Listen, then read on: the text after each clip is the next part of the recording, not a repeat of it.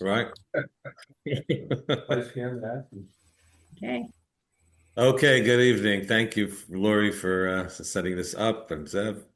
And Thank you for being this, here, Rabbi. thank you. Thank you. It's a pleasure to be here. It really is. And I picked, this is going to be, well, it's the second time I'm giving this kind of lecture, but this is the first in this lecture series that was on that flyer of every Thursday evening for the next few weeks, while I have the privilege of being here in Seaside. And the topic for most of the other topics are going to be more about Torah sources and what the Torah has to say about this and that.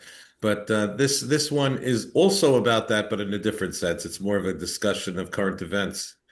And I was wondering whether this community is the right place to present this or not. It is something that is very important to me. It's something I'm quite passionate about, and some of you I know get some of the things I write on my blog and talk about, and I've talked about this topic a lot, particularly lately. But I think if you're at all familiar with what's going on in Israel, I think you may have heard of this topic. I don't watch the news here so much, so I don't know how much of it gets to the news. I suspect a fair amount of it does. And I thought it's useful to try to give you an understanding of this issue of what's going on. And I'll start by saying that Israel today is under intense pressure from the outside. We have talked about here in the shul here and many times, and I'm sure all of you are talking about the growth of anti-Semitism lately and the increasing isolation of the Jewish people as it's around the world, which is very, very troubling. Um, I saw a poll just this week that was very troubling. It said the New Economist came out with a poll, it was published just I think yesterday, found 49% of Americans believe U.S. authorities should arrest Prime Minister Netanyahu if he enters the United States, pursuant to the International Criminal Court warrant. Okay, 49%. That's, I guess, Very high. not quite 50%. And that's, pretty scary. I don't know if it's obviously not going to happen, even though Mayor Mamzeri is pretty No, committed I'm to doing that. scary. But nevertheless, it's a striking indication of Israel's growing isolation. Whatever you think of Netanyahu, I know people have strong opinions one way or the other, but it's obviously most of it is for Israel's, in my view, and I think the view of most of the people here, the necessary actions Israel had to take after the horrible actions on October 7th. Um, it's a indication of their isolation, but what's less known is that Israel is being torn apart inside. There's a crisis that's really ripping apart literally Israeli society. And I'll talk as we go along, I'll talk more about it. I think people even in the country don't necessarily understand all the bases of it, and certainly people far away, especially in places like Seaside, Oregon. But it's something that's very troubling, and it could easily escalate into literally into a civil war. Um, and uh, and it's important, I think, to understand what's going on and to understand that where the different sides come from, because there are, you know, uh, arguments on both sides. I went to law school once upon a time, and one of the few things that stayed with me was that one of my professors tried to drum into us that if there aren't two sides to every case, half of you won't have jobs. Yeah. He said that and particularly here there are different sides to this discussion, and there are very many people who are very, very, very passionate about it on different sides, and we have to think about these kinds of things, and I guess you can see how you think, and for me, I'm a nobody, but I try to write about it and talk about it to me with the hope that I think that the only way it's going to get resolved is from the grassroots up, of more and more people demanding that the leadership in various communities do something about it and not just stay on the very, very opposed uh, viewpoints that they have. and questions of who has to defend the country, who has to bear the cost of war, what role should Torah study play in the Jewish state, and can a rapidly growing community remain largely outside obligations borne by everyone else? Obviously, what I'm talking about is the crisis whereby the community, which is broadly called Charedi, um, basically has been for a long time now exempted from military service, and very, very few of them serve. And again, as we'll discuss, that's something that's very troubling to the rest of the country. And Some people where that comes may from. not be familiar with Yeah, the term Haredi. Well, Zev is asking me to define Haredi, and actually, that's very difficult. I've written a lot about that. That to my mind, the term Haredi is a big problem because it includes way too many people. It's a very broad, very, very broad term. It includes people from who are, have lawyers and businessmen who, who and people who are, very much involved in the outside world, but have a very strong connection to Torah in its traditional sense. And it goes all the way to people who are virulently anti-Zionist or very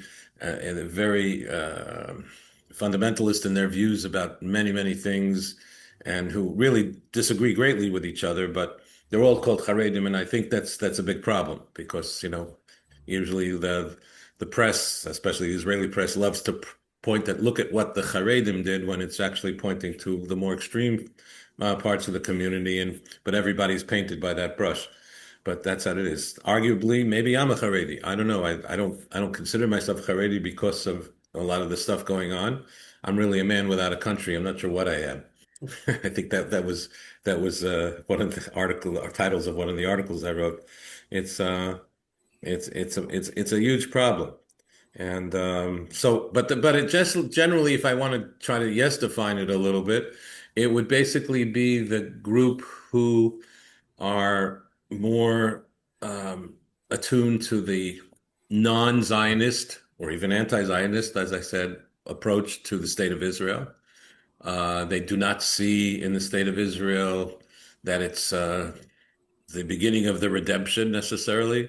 And they don't see that necessarily to be a citizen of the state of Israel is a great thing, and they don't necessarily celebrate the Yom HaAtzmaut, Israel Independence Day, and in many ways are very religiously ambivalent or even against the state of Israel. It's a community generally in which although again there are differences, but there's a less of a focus on secular studies. There's less of a focus certainly on interactions with the outside world. The secular world is usually seen almost as a necessary evil. We interact with it as much as we need to in order to earning a living, in order to get what we need to do. But as much as possible, they stay in their own communities with their own people, focus on studying Torah and leading a religious life. Now there are many people who do wonderful, wonderful things. Many of the most beautiful organizations in Israel. You may have heard of Zaka, that deals with a lot of every time there's a terrorist incident, they go and they try to pick up all the people, and the Hatzalah, which is EMS services, and Yad Sarah maybe they provide medical equipment, and many other organizations, free loan societies, all sorts of things, and many nice things that some of them provide, not all of it, but that would generally be what I mean by Haredi, and I'll talk about it more as we go along. Okay. And my purpose here is certainly not to make anyone dislike Charedim but to describe what do they say, what do the others say, and maybe how it might be bridged. Um, some people say that they're against serving in the army because they're afraid of of serving because to go to war. They feel that it's going to ruin Torah study. I want to understand both sides. Okay. And just another introductory sentence is that we just went through Tisha B'Av, which is the National Day of Mourning, and there's a lot of the talk on Tisha B'Av is about sinat chinam, sinat that the Talmud says that the temple, the second temple anyway, was destroyed because of Sinat Chinam, which means baseless hatred. And there's a lot of that going on in Israel now, more and more so all the time, unfortunately. And I can't prove that the hostility towards Israel abroad reflects the hostility amongst each other, but there are quite a few sources in our tradition that, if we don't treat each other properly, we can't expect the other nations to treat us that way. Going back, for instance, to one of many examples, but a famous one, Haman. In the Purim story, the first thing he said was, Yeshno am echad mefozaru mefurad bin ha'amim. There's a nation that are separate and they're disparate and they don't talk to each other. And that's, and in fact, what Esther did in order to be able to bring about the redemption was lech kenos kol hayudim, to bring all the Jews together and to have them have more unity and less hatred towards each other. Okay. So that's by way of introduction. I would say that if we want to, for our purposes tonight, again, there are many groups in Israel, but broadly, I would divide things into three groups. And then after I define them, I'll talk a little, I think it's important to understand the historical genesis of these groups, where they came from, and how a lot of the things that really go way, way back are still being fought about today. And that's important to understand to where these things came from. The largest of these three groups, if I want to define it broadly, which is, by the way, getting smaller, as we'll see, I'll show you a chart a little bit later. The largest of these groups, I would say, are secular Israelis, okay? Not religious Israelis.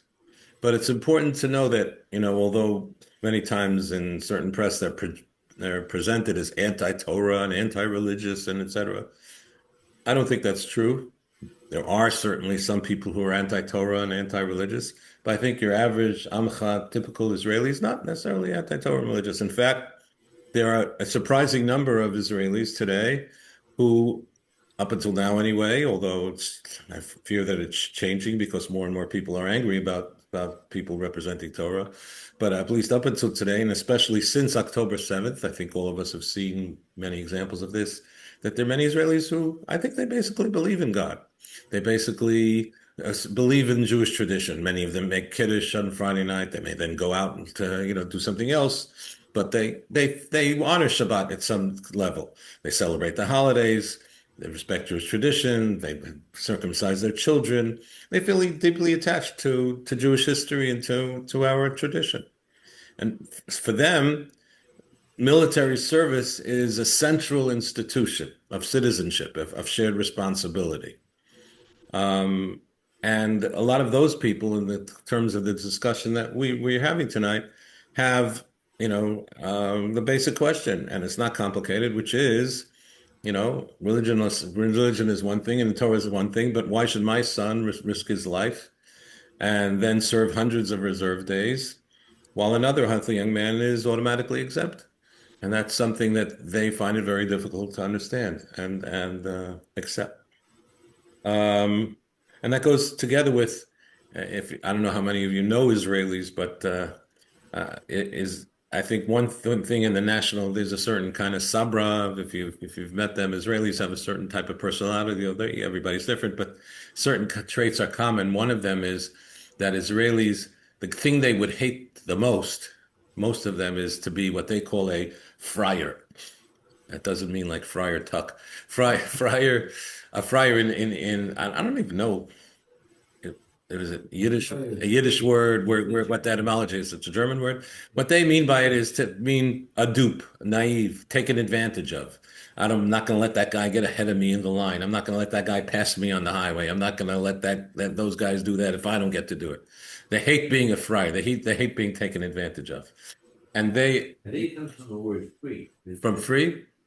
Okay, maybe it comes from free. I don't know. But this... In other words, that people can take advantage of them, there's no cost. Yeah. They don't want to be friars. And a lot of them feel like those who aren't serving in the army and largely are paying much less tax and largely are not contributing in many ways to the national, as they call it in Hebrew, nesiyah banetel, standing under the stretcher and helping to carry the burden. they're making they're making them into friars. They don't like being friars, and that's a big part of it. So that's They don't like being taken advantage. no, they hate it. They hate it. Okay. The I se understand the that. second large group I will talk about tonight are what's called, and these that I would guesstimate with the first group roughly, I would say, let's say probably about 60% of the population. Okay, the second group, which is Dati Leumi, broadly religious Zionist, used to be called Mizrahi. Okay, well, they basically believe that the state as it is today is the first flowering of the redemption, that we're seeing in our time the beginning of the fulfillment of the prophetic visions of returning to Zion. They uh, they see the state of Israel with all of its faults, and they all know that it has a lot of faults from a religious perspective. Is still a fantastic, unbelievable, beautiful gift that God has given us today, and we should be thrilled about it. We should pray for its success. We should celebrate it, etc. They believe in Torah learning also very much. They believe in settling the land, building Jewish society. They believe that working, governing, and defending Jews can form one's integrated religious life. And they have many institutions of Torah. One of the articles that I wrote about recently was that sometimes the Charedi world likes to call itself the Olam HaTorah. We're the world of Torah. They get very offended. What do you mean? We're not the world of Torah. We're also the world of Torah.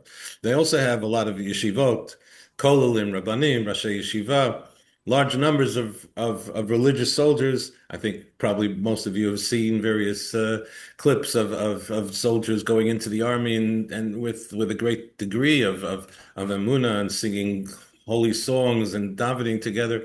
They don't see military service as a secular substitute for Torah. They see serving in the army as that is Torah. That's doing a great mitzvah. That's great of defending other Jews.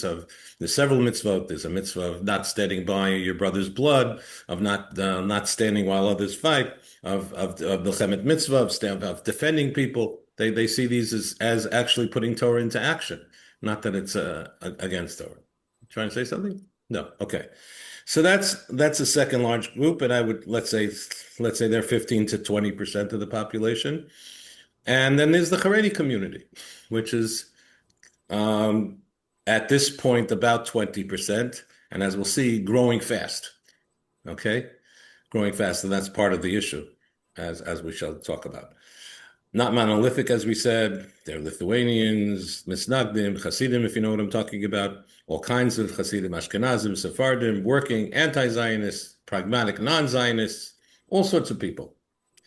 And they have their society around largely protecting an autonomous Torah culture from the pressures of secular modernity.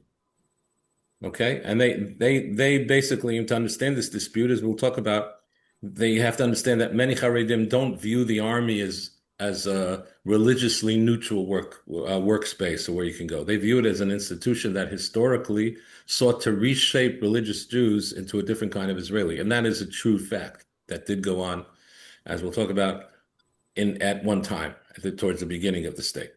Okay, let's talk about history a little bit. When I was looking at this, and I'll admit, I used AI a little bit to help me organize my thoughts. And when Lonnie said I was talking into the thing for over an hour, and it came back and said that you put in enough material for 3 hours. So I told him I only have 1 hour, so we're trying to focus it. So we'll just try to limit, even though the story goes back further. We'll start with the 19th and early 20th century. And those things brought huge changes in certainly in Europe and throughout the world. They would be the Industrial Revolution and many other things, the ghetto walls being opened, and they brought to the Jewish community emancipation, a lot of secularization, a lot of assimilation, nationalism, socialism, the collapse of traditional community authority, and there was a lot of crisis. There was a lot of people leaving the religion. I sometimes tell people, some people say that Fiddler on the Roof is a silly movie and it's, just fluff and whatever. And there is fluff in it for sure. But I think that there's something I think it's important to see Fiddler on the Roof because I think in some ways it describes, not a romanticized so much, but a real shtetl where most of the people might have been, religious, but they were like Tevye. Why do I do everything? Tradition. Did he really know very much? He just knew the rabbi's there. He says this and that. And his children, one of them was remaining religious, one not so much. One married a non-Jew. One, that was not atypical at all before in many of the communities, and certainly in the larger communities, people were leaving traditional Judaism in droves, certainly as it came closer into the 20th century.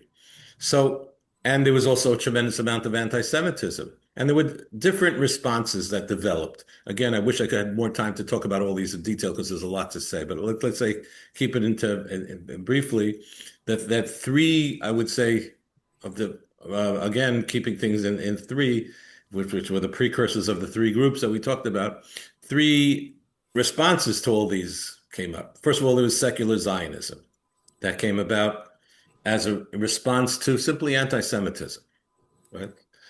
Theodor Herzl was a non-religious Jew who had almost no background. When he grew up as didn't know anything about Torah really. He learned a little bit more. Amazing person. He accomplished an enormous amount. He died at the age of 44, I think. He was really accomplished a lot in a short time. But he saw a lot of anti-Semitism, famously with the Dreyfus trial, and probably you know about that. But and et cetera. And he basically had the vision, and he was very successful in establishing this movement that had a vision of a sovereign, productive, self-defending nation in their ancestral homeland. And included in that was not just to be that the solution, which basically is the solution to anti-Semitism, is don't live with them, live in our own country.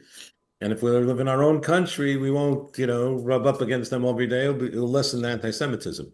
He was wrong about that, of course. There's probably been no greater source of anti-Semitism in the world than the state of Israel, but that's nevertheless that was his vision. And in addition to that, what? The source, the target. Target, well, it's okay, target source, but certainly it didn't solve the problem. That's okay. But in addition to that, a lot of the secularists who came along with him, I don't think him so much, but certainly others, they saw that the new state was going to be a redefinition of Judaism, right? It was going to be not that the classic definition, what is it to be a Jew after all? People say, I'm a Jew. I met so many Jews, particularly in Portland. I used to meet Jews who say, I'm not a religious Jew, but I'm a cultural Jew. To which I would say, oh, really? What do you have in common culturally with the Yemenite Jew? What do you have culturally in common with a Jew in Mea Shearim? What do you have to nothing, right? They're really the only thing that they mean by that is they eat bagels and lox, maybe, and I don't know, whatever. Because they have a lot more culturally in common with their non-Jewish neighbors. But the classic definition of what it means to be a Jew is we're the people that God gave the Torah to, and who have a special mission to play in the world as a light to the nations, etc. That was a classic definition, still the correct definition, even though we have come in very many varieties and flavors and shapes. But that's the central theme of it. But Zionism sought, secular Zionism, many of them sought to redefine it. No, we're not a Jew by that basically anymore. We're a Jew because we're citizens of the nation of Israel, which is a nation like all other nations. I once heard Rabbi Dr. Lamb, the old president of Yeshiva University. He said he was once in a convention and they were talking, and there was this very extreme secularist over there, and he was saying, there are French nationals, and there are Greek nationals, and there are English nationals. I'm a Hebrew national. To which he said, I don't know, for I know Hebrew national is kosher, and what you're saying is not. But it was they had and still have to some extent. They want to replace they saw that a lot of the things that Jews had, the religion the Jews had, was maybe important to keep the Jews together during the long exile, but now we want to get rid of what they call the galut mentality, that mentality that was in the diaspora, and we'll replace it with labor, Hebrew culture, agriculture, military power, and having pride in our becoming a new Israeli nation. Okay, that was the secular Zionist response, bigadol, as they would say in broad terms. The religious Zionist approach, as we described, was that this is a fantastic thing that we're returning to Zion. And yes, there are problems with with secular Zionists, but let's see what we can do to work together with them and accomplish what we can. And there were some great rabbis who were with them. Rabbi Tzur Hirsch Kalisher of Alkalai, Rav the Netziv was greatly supportive. Rav Yaakov Reines, and Rav Kook famously was like the spiritual giant who gave the movement its most spiritual vision. And then there was the Charedim movement. They basically saw secular Zionism, what they were trying to do, and replacing the Galut Matane. We can't have anything to do with this. That's dangerous. We have to keep our own ways of being things, etc. And we're not gonna cooperate with them at all.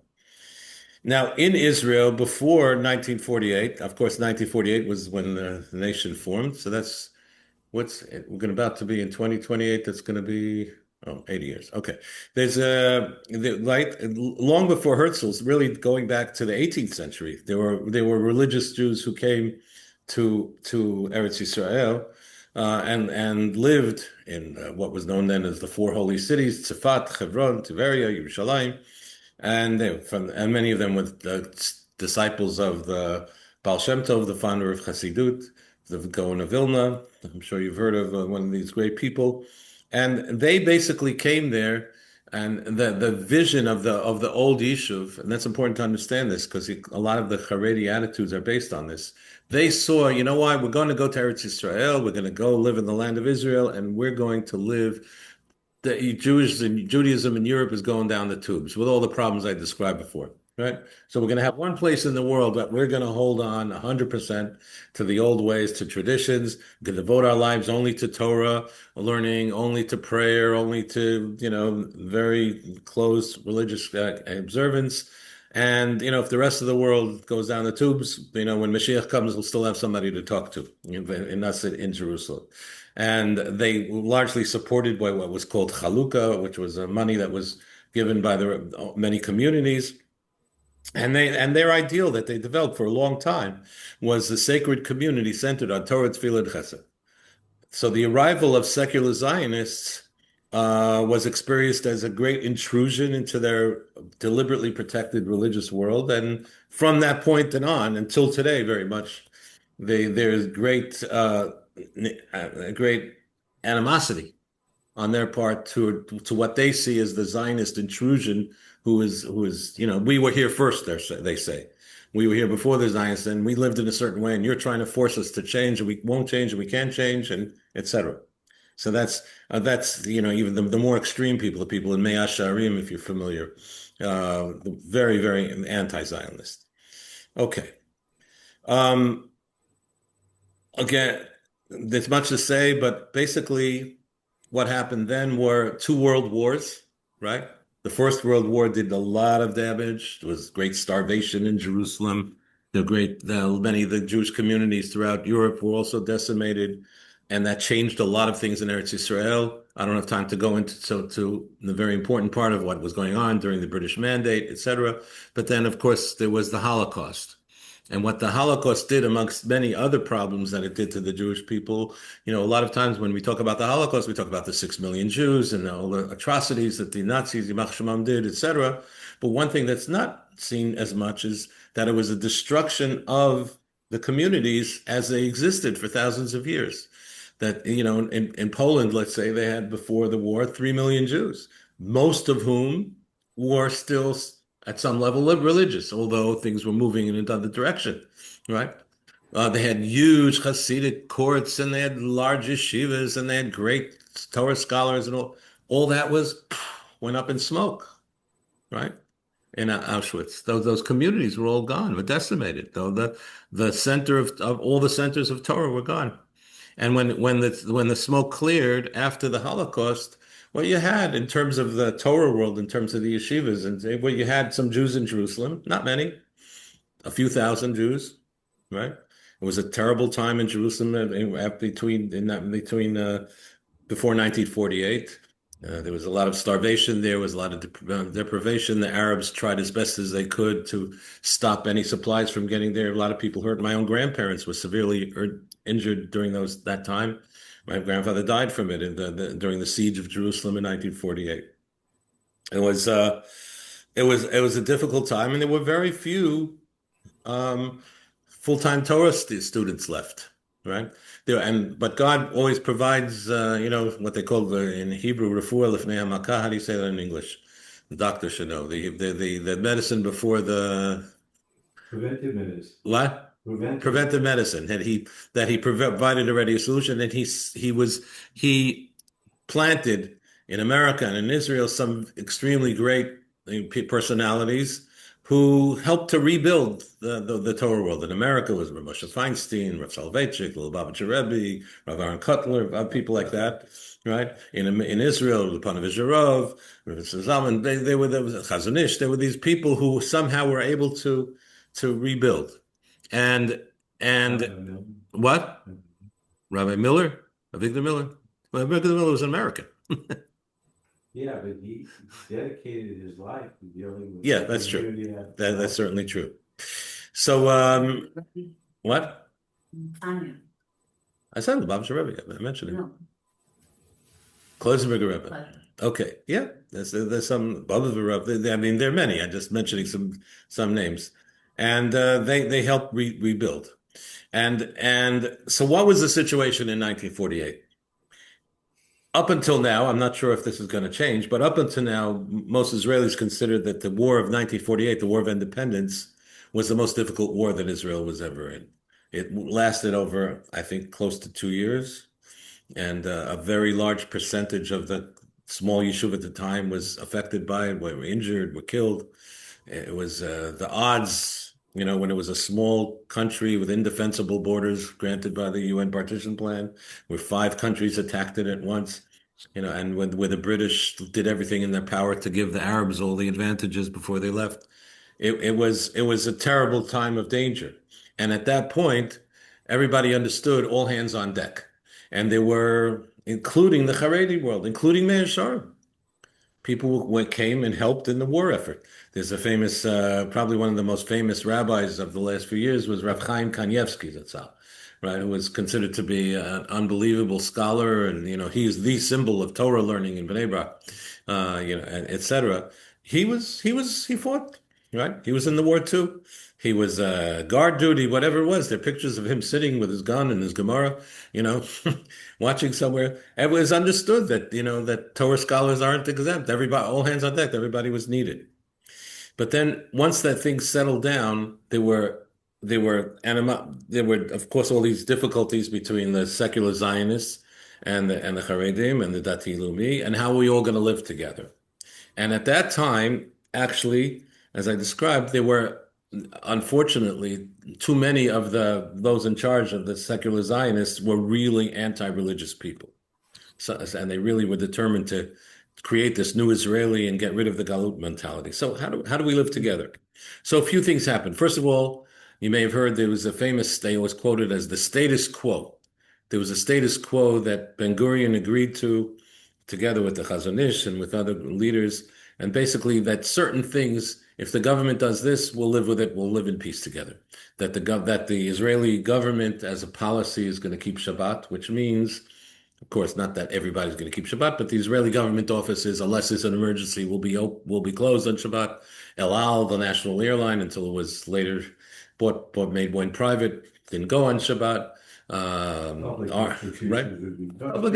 Publicans, that's another thing. The army's supposed to be kosher. Whether it is or not depends on the local people running it. But officially, it's supposed to be kosher. That there would be religious jurisdiction over personal status, in terms of who's a Jew, the Rabbanut, all those things.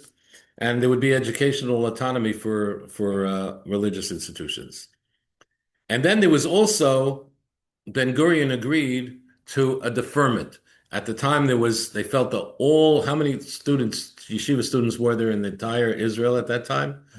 They say about 400 in the whole country, right? I think that the one yeshiva, one of the largest yeshivas, the Mir Yeshiva today has in one yeshiva like 7,000 students, right? Then it's 400 students. in the whole country. So they received deferments while they were learning full time. They received deferments, and that was though so for two reasons that Ben Gurion agreed to it. First of all, because everybody recognized, as I said, the Torah world had been destroyed, and we needed some people to learn full time and start rebuilding it, and that was need all hands on deck in the Torah world, and also because Ben Gurion felt, why am I going to fight them? And in one generation, two generations, they're all going to be gone anyway. They're all going to become secularists. They're all going to leave. They're going to assimilate. They're going to recognize the error of their ways. So no point in going into a big battle with them. Might as well just let them have their way. Yeah, That's how it started. just one comment. Yeah. When I had the privilege of spending time with Ben Gurion. Really? Yeah, and it wasn't in State Boker. It was I was a teenager then. Yeah, I think he had a house in maybe Tel Aviv or even Philadelphia. What is that? You're on camera. No, and I remember he made a lot of comments, but what I sensed about Ben Gurion, I don't know if I sensed right or not, but that he had a love for refugee. And, despite his socialistic, non-religious background, I believe he had a vision that we needed each other. They were small. His vision he described, because one of us asked him, it was a bunch of students that were with him. We had an audience with him. He made a statement that he wanted every Jew, no matter what, because the group was some Orthodox kids, some conservative kids, and some Reform kids. And he said that his vision was that every Jew would be coming to Israel, no matter what their background is, and have a place to stay, and would be respected. And one of the kids asked him, "This is such a small country. If every Jew came here, where are they going to stay?" And he said, he looked up at the sky, and he said something. I don't think he said Hashem. I don't remember exactly, but he said, "There will be a place here for every Jew."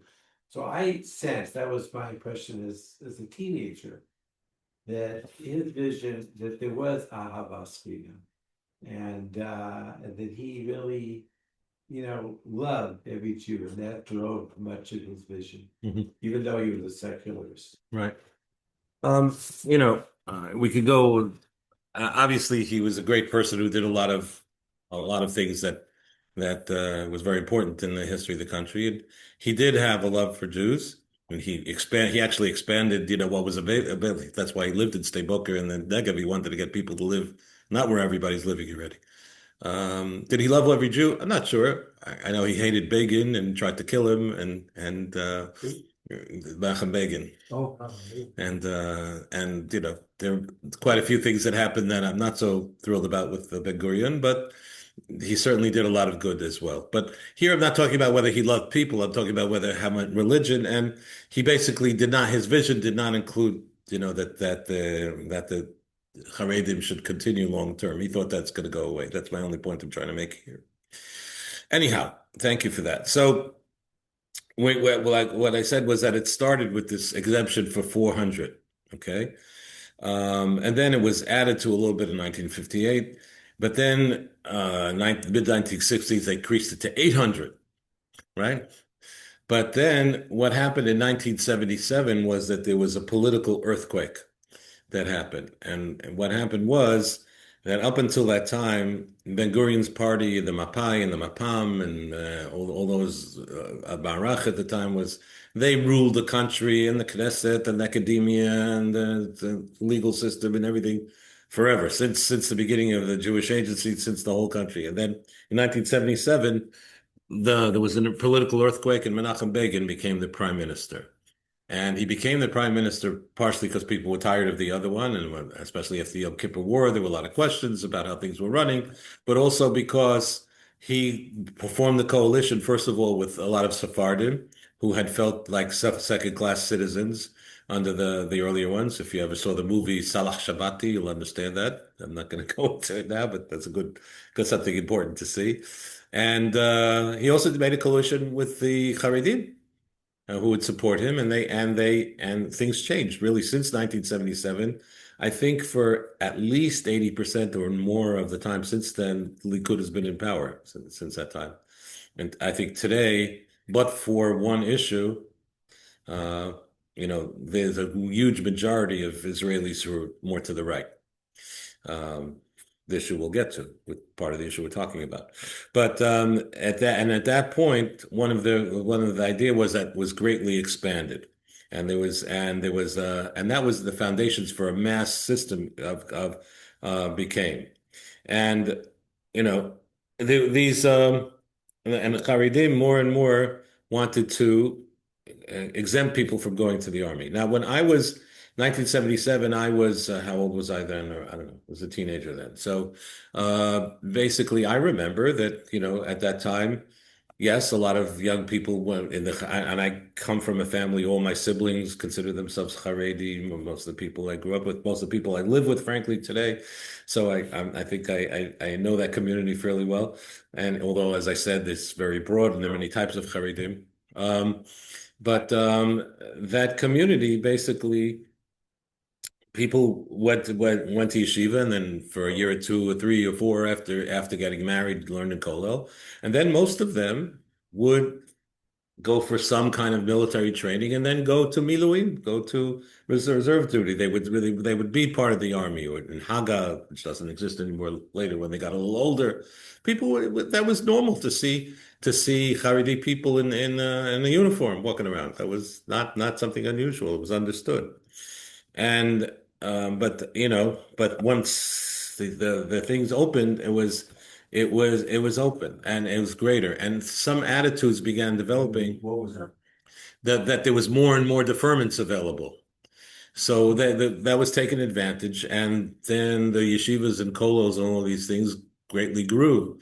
There were a lot more government subsidies made available to people who were learning full time, and to their families, and to, if you had a family with many children, you got subsidies for that, and for daycare, and for all sorts of other things.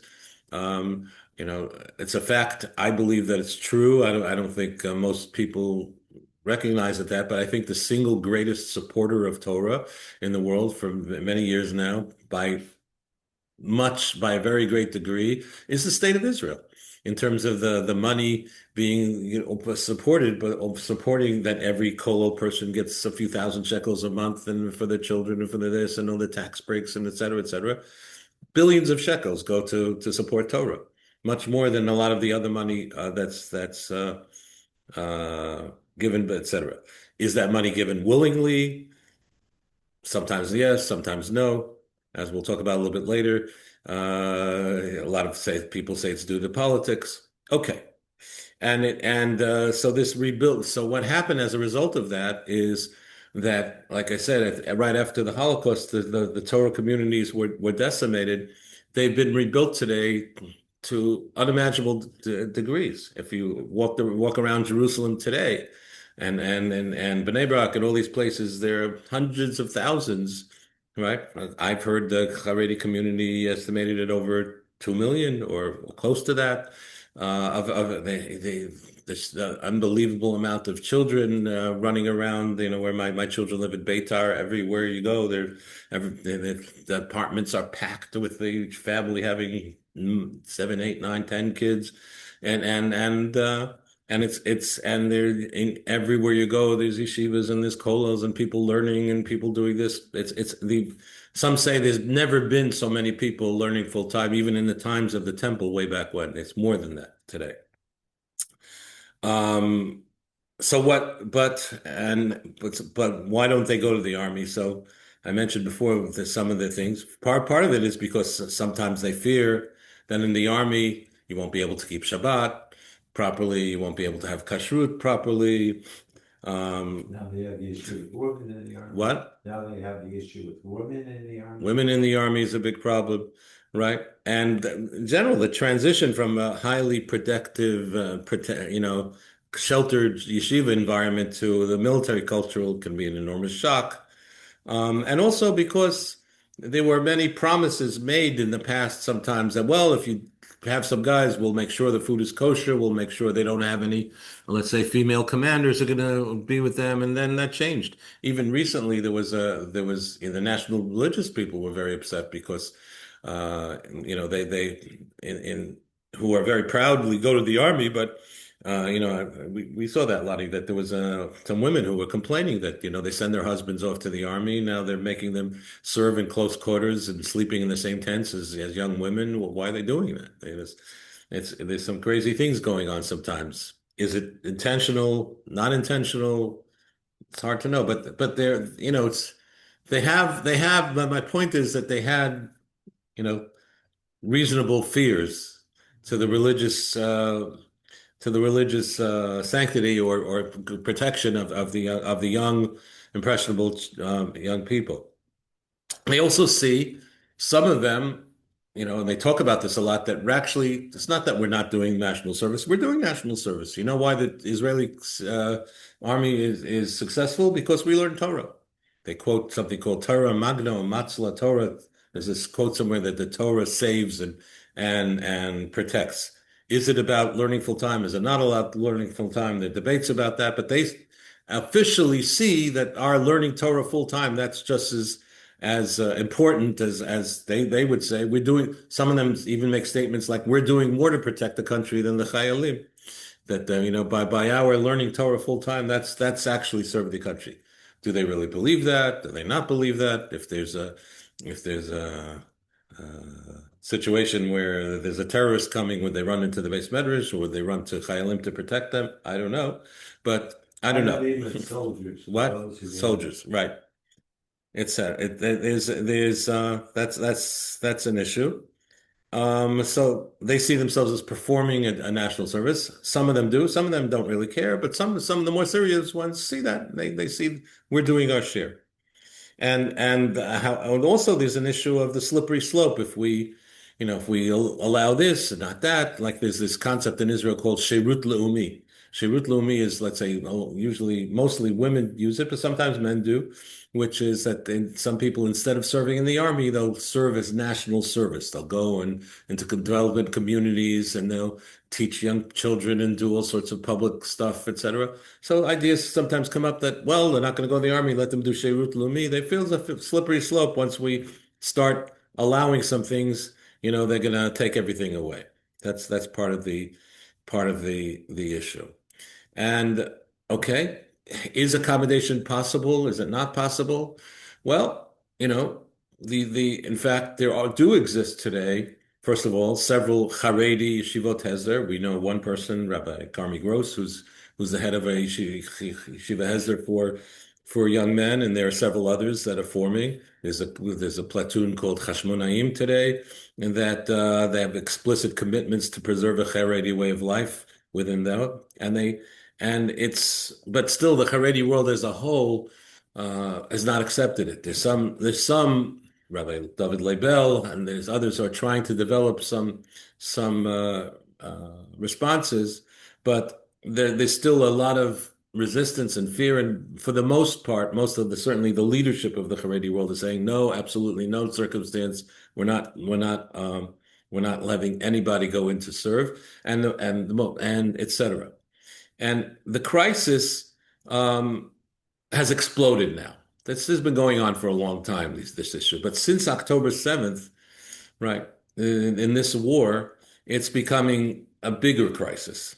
The IDF claims that right now they need another approximately 12,000 soldiers to come and to service, right?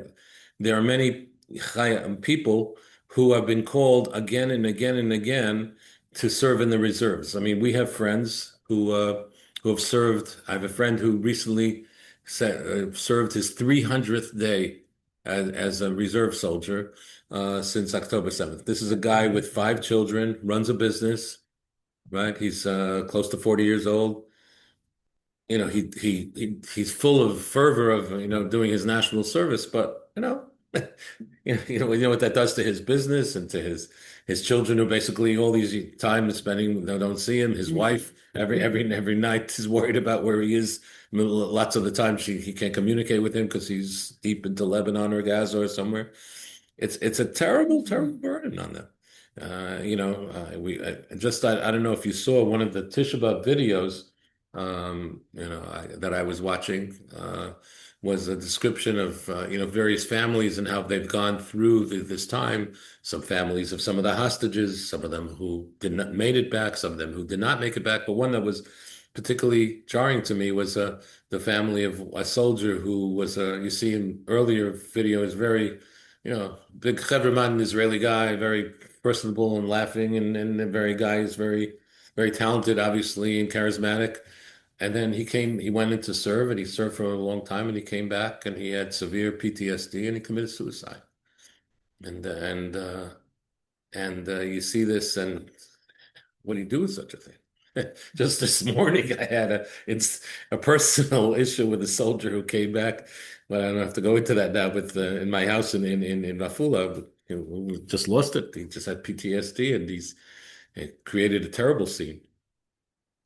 All these things are going on, and they're saying, we have this burden we're carrying with, we need them, other people to help here. There's this whole group or not. I mean, especially now at this time of year, what's in the yeshiva world is called Bein Hazmanim, which is a time in between, like between semester break. So a lot of families are seeing, my son is serving here and going there and served hundreds of days, and you see all these Charedi young men running around, having a good time, swimming in the Kinneret, going on trips. That it's gets into their skin. How's this possible? Right? Are they really protecting me with their Torah learning? And they're entitled to have time off, but I'm not saying that they don't. But I'm just trying to describe that you know it's a very, very deep resentment, and that's particularly so of amongst the religious Zionists, because the argument's always saying, well, we have Torah, we can't serve, and they're just like, hey, we're serving, we're learning Torah, and in fact, they think they're, and I tend to agree that for the most part they're making a huge kiddush Hashem by being in the army and by serving, and people see their religious devotion despite all the difficulties that they are. It's a very difficult big pill for them to be told that they're not part of the Torah world and they're not serving. Um, Here, just to show you, and this is a problem that's growing mainly because the growing population amongst Charedim. I'll just show you this chart for a minute. We see here the total population of young students, and 28% of all students are growing are Haredi. Or if we see in another thing here, you know, We're not right seeing here. it. We're not We seeing it, don't Rabbi. see it at Okay, all. okay, I'll show it in a moment. I'm just turning it around, then I'll do that. You see here the Haredi population growing and projected right now in 2000. What is this? I don't have it right. In 2025, 23%. It's expected to grow to 40% by the year 2050. It's not a small degree of the population. Here, let me share this so you can see it as well. One second. Right. Here we go. Spin that. Share. Sharing is not turned on. Oh, I thought I turned it on. I tried. Boost tool for share. Okay, I'll try it again. go ahead. Try it now. Okay, good. Okay. There You we see go. it now? It's coming. There we go. So this is the second chart I shared, where you see the Haredi population growing greatly from 23% a couple of years ago to almost 40% of the population. Wow. And here's the first group I showed where already now in 23, 28% of all children were Haredi. That's saying something. What? Yeah, the way I heard, Yair Lapid is one of the heads of to get considered one of the heads of the opposition, and he's one of the leading lights of the. I'm going to make this a little bit smaller so I can see my notes. How do we do that? Oh, sorry, move this out of the way. There we go. Okay, so do you see me still? Hello? Am I? Yeah, we see you on the side and we see Okay. Did I stop sharing? you're still sharing. So I'll stop it now. Okay, Okay. there we go. So Yair Lapid, who he's considered to be one of the leaders of the secularists today, a couple of years ago, he gave a very interesting speech, to my view, to a religious audience, and he started with the words "Atem nitzachtem," you won. What did he mean by that? His father, Tommy Lapid, you may have heard his name way back when. He was well known as a very, very anti-religious member of the Knesset, and I don't judge him. He was a Holocaust survivor. Can't judge any Holocaust survivor. But he felt that they tried their best to, that the religious community should not have power and should not continue. And he says, "Atem nitzachtem." Look, you've grown. Despite the best efforts of my father and his friends, you've become a great and large and growing community. Well, he said, with that comes responsibility. You're not anymore the small minority that the large majority has to, give stuff to. You're becoming 15%, 20%, 30% of the population. You can't just sit back and say that the other part has to bear all the cost of the army, etc. Okay. So at this point, just the numbers I looked up just the other day, right now, there are approximately 72,000 Charedi men of draft age presently eligible for military service and who have not enlisted. It's a big number, 72,000. Just 2 weeks ago, a law was passed that temporarily protects them from arrest or prosecution. That was going on. And another approximately 13,000 young men reach draft age every year, and much less than 10% enlist. It's a growing problem, and this happens, and not only are they not doing that. Just today, I was looking at the news before I came here. There was a huge rally in Jerusalem with thousands of celebrating that two of the what they call the prisoners of the Olam HaTorah were released from prison. They had been arrested for not enlisting and for demonstrating against the Supreme Court, and so thousands of people are showing their support, basically. Um, you know, and that's what it is. And uh, we have these different groups at butting heads with each other.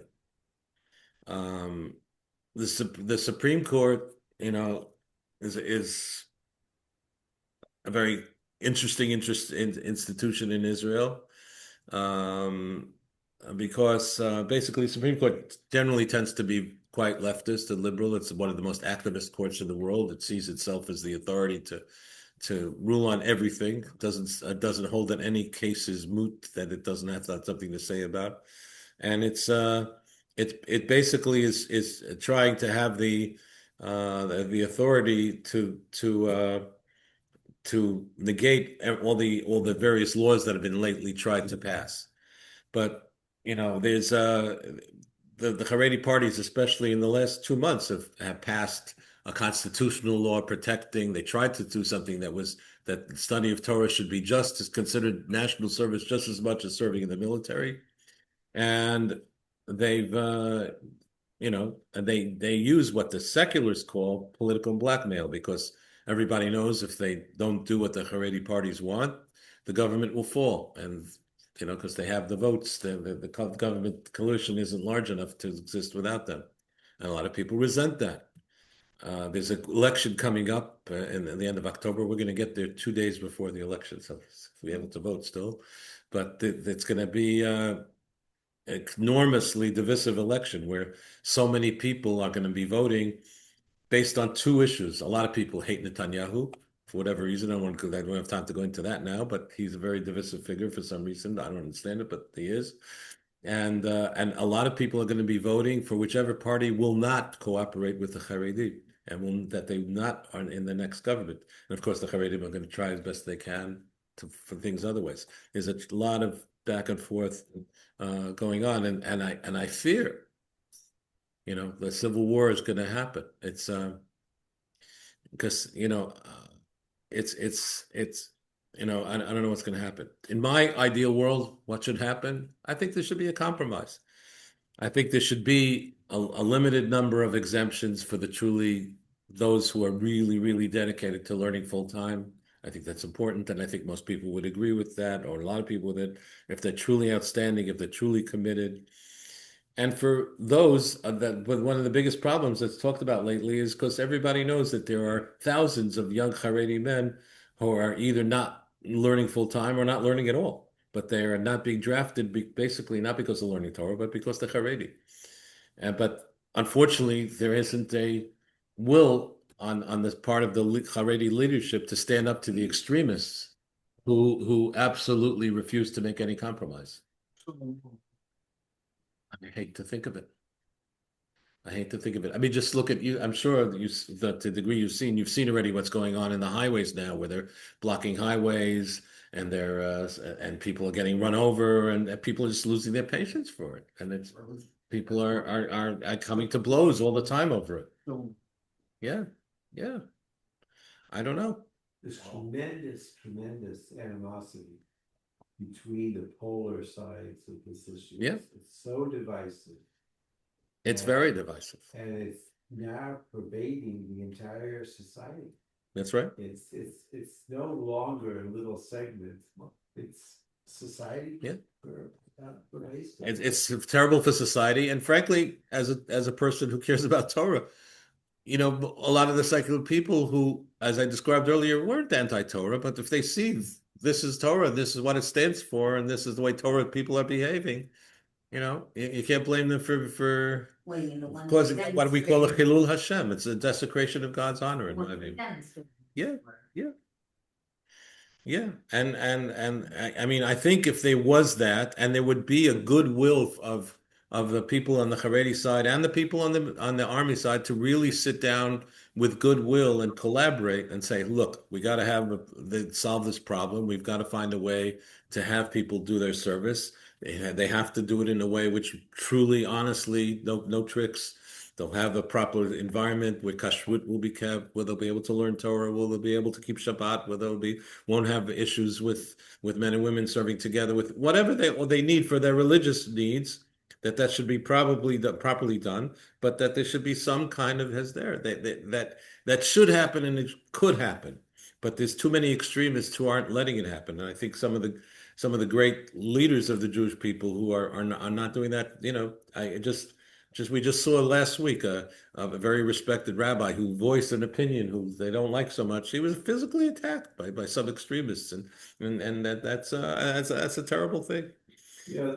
But let me just finish, and because I feel I'm going over time. Just have 2 more minutes maybe, and then I'll take whatever questions. And there should be a respectful economic transition.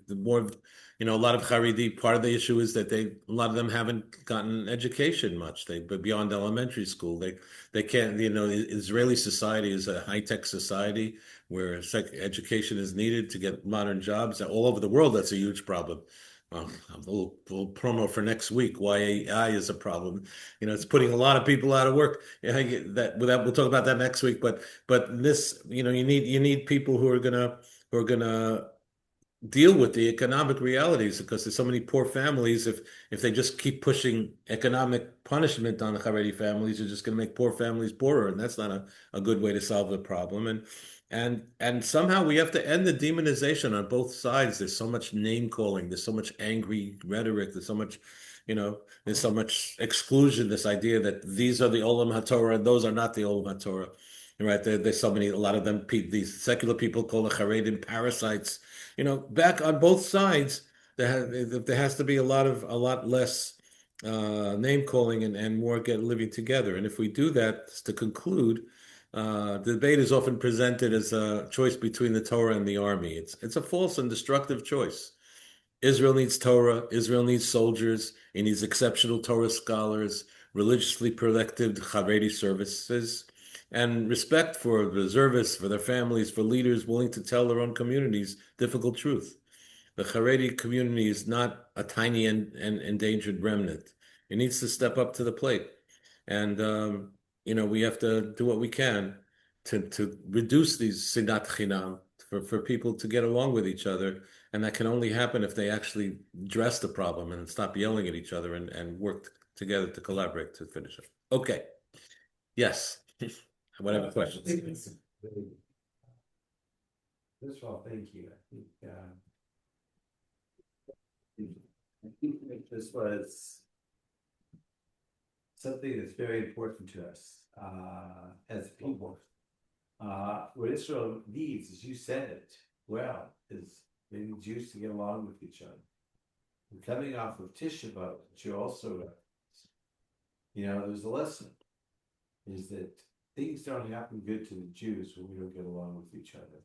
When we can't learn to mutually respect each other and do what we have to do to live together in peace. And if the leadership of the government in Israel, the leaders of the various quadrants of society don't learn how to get along with each other, we should think seriously about what happened with the Second Temple when we had the same problem.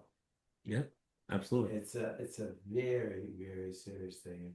And the problem goes beyond Israel. It goes to the Jewish community worldwide. We're seeing the manifestation in the land of Israel, but we're also seeing it across the world where Jews can't get along with each other. And there's so much divisiveness politically, religiously, secularly. It's a real problem that we need answers on a global basis, not only in Israel. Yeah, thank you. Absolutely. And I want to thank you because you are writing articles, you're expressing the view of Lord Shalom, seeking peace between each other. That's right. And more voices like yours, the more support you get. Rabbi, some of you may not know, but the rabbi has been writing articles, been an outspoken person on the subject. He recently wrote an article for the Jewish press, an editorial, and this is something that we all really got to put our arms around each other and figure it out as the Jewish people. Thank you. We're in for trouble. Thank you. Whoever would like to get my articles, please let me know. I'd be happy to add you to my mailing list, or you can see my blog. Be happy to share that with you. Does anybody else want to say anything? Comments, questions? Not all at once? Everybody's on mute, I think. I don't know if anybody's there.